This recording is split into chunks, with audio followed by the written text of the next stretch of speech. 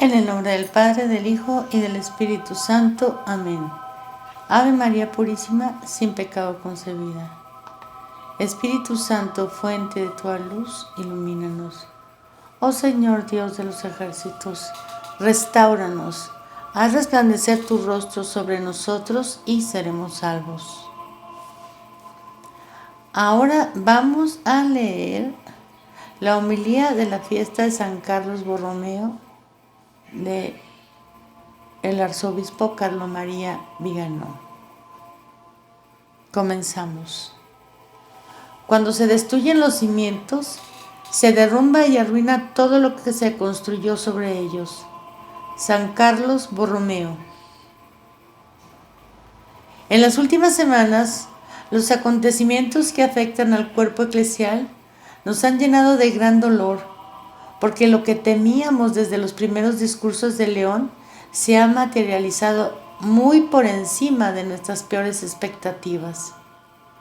Hemos sido testigos de la peregrinación jubilar a la Basílica de San Pedro de activistas LGBTQ promovida por su capellán, el jesuita James Martin, y celebrada por el vicepresidente de la Conferencia Episcopal Italiana, Francesco Savino. Hemos visto a Prevost bendecir un bloque de hielo y predicar la conversión ecológica para ratificar y hacer propaganda de la fantasmagórica emergencia climática. Hemos visto al jefe de la Iglesia de Inglaterra recibido en el Vaticano con todos los honores y con su esposa concubinaria para dar nuevo impulso al compromiso con los objetivos sostenibles de la agenda globalista. Durante esa visita, la Capilla Sixtina y la Basílica de San Pablo extramuros fueron profanadas mediante la comunicación in sacris con pseudoministros de una secta cismática y herética, carente de sucesión apostólica. Hemos sido testigos de la misa pontifical tridentina de Summorum Pontificum con los cardenales Zuppi y Burke, aclamados por conservadores y pseudo-tradicionalistas, al mismo tiempo que la Conferencia Episcopal Italiana publicaba un documento para promover a las personas LGTB y a la normalización de la sodomía. Hemos escuchado a León pronunciar una homilía para la peregrinación jubilar de los equipos sinodales y organismos de participación. Nótese la terminología propia del Comintern, en la que afirmaba que nadie posee la verdad completa, desautorizando de hecho al papado romano y a la Iglesia católica. Les recuerdo que eso lo leímos en el libro Fe y Futuro de Ratzinger. Y aún hay más, nuevamente sobre la estela del ecumenismo conciliar que nunca ha sido suficientemente deplorado. El 28 de octubre, León participó en el Encuentro Internacional por la Paz organizado por la comunidad de San Egidio en el Espíritu de Asís, frente al Arco de Constantino, precisamente en el día en que, en el año 1312 después de Cristo, el emperador obtuvo la victoria sobre los paganos en el puente Milvio, después de haber puesto la cruz de Cristo en sus estandartes. Esa misma tarde, León asistió en el aula Pablo VI a un evento conmemorativo de la Declaración Conciliar Nostra Aetate, que incluyó 2 horas más de abominables espectáculos paganos, esotéricos y cabalísticos. Finalmente, como si se quisiera sellar esta serie de ataques sistemáticos a la Santa Iglesia con la marca inconfundible del adversario, León y Tucho Fernández, el pornógrafo, han promulgado hoy un documento en el que se define como inapropiado el título de corredentora atribuido a la Virgen Madre de Dios. Tucho y Prevost no hacen sino confirmar su coherencia con los subversivos del Vaticano II, quienes impidieron que el dogma de la corredención fuera proclamado durante la Asamblea Solemne a pesar de la amplia petición del Episcopado Mundial. Y aquí vemos cómo los herejes revelan su índole antimariana, no por casualidad, vinculada a su naturaleza anticatólica, porque María Santísima es Madre y Reina de la Iglesia, precisamente en virtud de su compasión y de su corredención. Y Satanás sabe muy bien que su derrota definitiva será sellada por aquella que le aplastará con su talón virginal su cabeza rebelde. Todo esto ha atravesado el corazón de los católicos como la afilada hoja de un puñal, porque ver a nuestra Santa Madre Iglesia desfigurada y humillada por sus pastores es un espectáculo desgarrador que nunca habríamos querido ver y que muchos se engañaron creyendo que había terminado al concluir el largo paréntesis bergogliano. La evidencia de los hechos ahora nos vuelve a hacer tocar tierra y nos muestra que el papado romano ha sido transformado en un rol de presidencia de un parlamento sinodal, modelado según las democracias postrevolucionarias, y el Papa en el líder de la religión universal masónica. La sinodalización de la Iglesia, como he dicho en varias ocasiones, pretende ser el instrumento de su destrucción y sirve para hacer confluir a la Iglesia católica en el recipiente único de la religión de la humanidad, así como la parlamentarización de las naciones fue concebida como el instrumento de su desestabilización, cuyas desastrosas consecuencias estamos viendo con nuestros propios ojos. Por ello, y dada la continuidad de la línea de gobierno de Prevost con la de Bergoglio, no podemos hacernos ilusiones de que las decisiones que ha tomado y las declaraciones que ha publicado son fruto de la inexperiencia o de la ingenuidad. Constituyen una declaración de intenciones subversivas que no puede ser ignorada. Celebrar a San Carlos Borromeo en este contexto puede parecer casi contradictorio. Las virtudes del gran cardenal y arzobispo de Milán son de hecho exactamente lo opuesto a las desviaciones de la jerarquía conciliar y sinodal, tanto en la vida privada de los obispos como en el ejercicio de su ministerio episcopal. Pero es precisamente por este marcado contraste entre un obispo católico elevado a la gloria de los altares y los funcionarios sinodales de hoy que podemos sacar una importante lección de su vida al servicio de la Santa Iglesia. Si los obispos posconciliares son un ejemplo de cómo no debe ser un buen pastor, San Carlos es, por el contrario, ejemplo de cómo debe ser un obispo. Y es en él que ponemos nuestra mirada en esta hora de gravísima apostasía de la jerarquía. Humilitas. Este era el gran lema de San Carlos Borromeo. No la humildad fingida de quien se deja seguir por fotógrafos andando en bicicleta vestido de civil, como se ve a menudo en Bolonia, sino la verdadera humildad de quien, elevado en dignidad por el orden sagrado, se hace invisible para que aparezca Cristo, de quien es ministro. La humildad, la santa humildad de quien se reconoce insertado en un orden divino esencialmente jerárquico, en el que todos están sometidos al señorío de Jesucristo, Rey y sumo sacerdote, en el que los superiores obedecen todos a Dios y solo por esta razón son obedecidos a su vez por sus súbditos. La humildad de quien abraza la verdad, que es atributo consustancial de Dios, con la sencillez de quien se deja iluminar y calentar por la luz de Cristo sin cambiarla, sin oscurecerla, sin transformar la luz en tinieblas. Isaías 5:20. La humildad es el sello de la santidad y está indisolublemente unida a la obediencia a la autoridad, puesto que para obedecer al superior y para ser obedecido por quienes están bajo uno, todos debemos reconocernos sometidos al señorío de Cristo. Sometidos no solo de palabra, no todo el que dice Señor, Señor, Mateo 7:21, sino también con las obras, el que hace la voluntad de mi Padre. Sometidos no solo obedeciendo a los superiores, sino también siendo obedecidos por quienes están bajo nuestro cargo. Humildad significa cumplir la voluntad de Dios. Hágase tu voluntad en la tierra como en el cielo.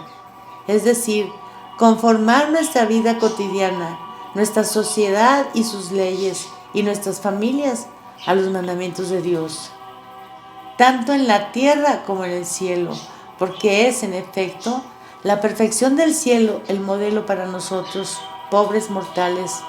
Nuestra miseria y nuestra incoherencia no son el parámetro de las verdades eternas. En los últimos días hemos oído decir que en la Iglesia sinodal nadie está llamado a mandar. Nadie debe imponer sus ideas. Nadie es excluido. Nadie posee la verdad completa.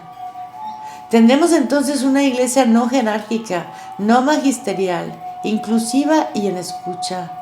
Exactamente lo contrario de la Santa Iglesia Católica, Apostólica y Romana, a la que nuestro Señor quiso dotar de un papado monárquico y de una jerarquía.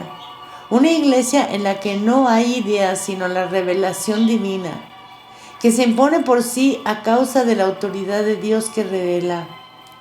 Una iglesia mater et magistra, que siguiendo el ejemplo del Evangelio y conforme a la práctica apostólica, debe ponerse necesariamente límites doctrinales y morales insalvables, más allá de los cuales se queda necesariamente fuera del cuerpo eclesial.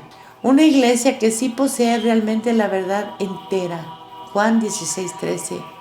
Por estar fundada por el Verbo eterno del Padre, que es la palabra de la verdad, y una iglesia que ha recibido el mandato de predicar esta verdad a todas las criaturas hasta los confines de la tierra. La verdad exige ser escuchada y reconocida. No necesita ponerse en actitud de escucha ante el error. La iglesia de San Carlos Borromeo fue la iglesia de la Reforma Católica en respuesta a la herejía luterana y al flagelo del protestantismo. Los decretos del Concilio de Trento dieron un nuevo impulso a la vida cristiana, reafirmando las verdades católicas, combatiendo los errores de los herejes, reformando las costumbres del clero y de los fieles, proporcionando formación sólida a sacerdotes y religiosos, promoviendo la predicación y las misiones al pueblo, animando al nacimiento de nuevas órdenes religiosas y nuevas obras caritativas. La iglesia de Roncalli, Montini, Luciani, Wojtyla, Ratzinger, Bergoglio y Prevost es la iglesia del diálogo con el mundo. Los decretos del Concilio Vaticano II implementaron el programa de esta iglesia en salida, realizando reformas de signo opuesto, silenciando las verdades católicas y alentando los errores de los herejes, favoreciendo la corrupción de las costumbres del clero y de los fieles, destruyendo la formación en seminarios y universidades católicas, sustituyendo la predicación por la propaganda de las ideologías modernas, eliminando las misiones en el seno del pueblo, dispersando las órdenes religiosas y utilizando como fuente de lucro las instituciones caritativas, casi todas reconvertidas ahora para administrar el negocio de la acogida. Como vimos en Valencia, que en vez de entregar el dinero a los que habían sufrido las consecuencias de la inundación, este dinero fue entregado a los que invaden el país.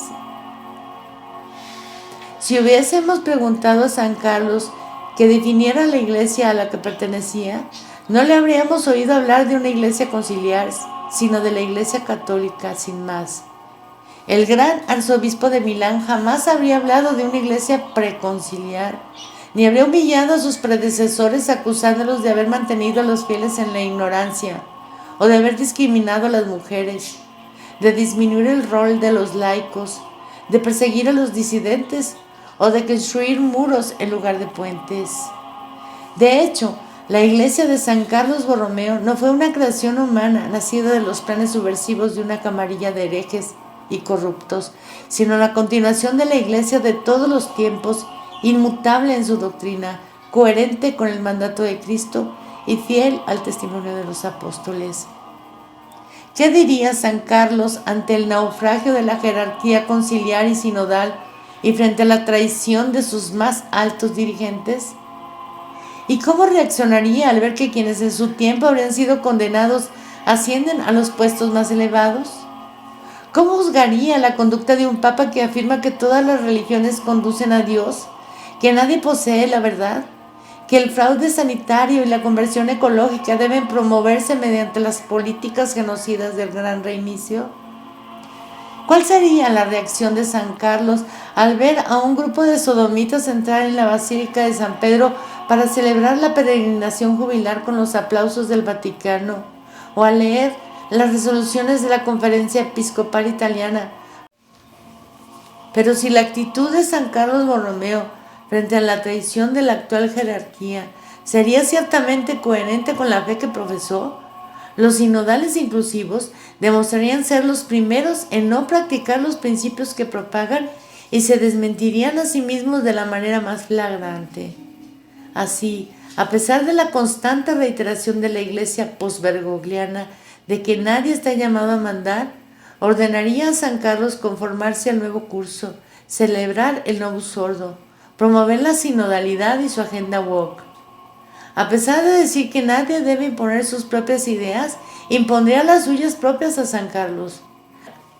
Y pese a su blasfema afirmación de que nadie posee la verdad completa, exigiría a Borromeo que aceptara sus imposturas, fraudes y mentiras. Pero la verdad, queridos fieles, nos ha sido revelada en su totalidad por nuestro Señor Jesucristo. No es algo que debamos buscar juntos. La verdad fue confiada por nuestro Señor a la Santa Iglesia para que la custodie, la predique y la transmita intacta a la posteridad. La verdad no escucha al error, sino que debe ser escuchada, puesto que la verdad es Cristo mismo, el Verbo eterno del Padre, la palabra de Dios. Quienes nos dicen que la Iglesia no posee la verdad, nos está engañando, sabiendo muy bien que la verdad frustra sus planes y por ello la tuercen como mentira. Hoy San Carlos no sería santo, sino que sería excomulgado y tachado de cismático. Viviría como nosotros, vestiría in nigris con sotana negra y sería expulsado de las iglesias por rígido e indietrista. Y quizá vendría a llamar a la puerta de nuestro eremitorio para ayudar a quienes se niegan a someterse a la apostasía impuesta desde arriba. Continuaría creyendo lo que siempre se creyó, practicando las virtudes en las que sobresalió en vida y cumpliendo su ministerio con fidelidad y humildad. Humilitas. Así también nosotros, queridos fieles, a quienes la providencia ha colocado en este lugar y en este tiempo con un propósito muy preciso, nuestra propia santificación y la de los demás por medio de la cruz que el Señor nos ha asignado. En humildad, en verdadera obediencia, en la santificación cotidiana, y así sea. Carlo María Viganò, arzobispo.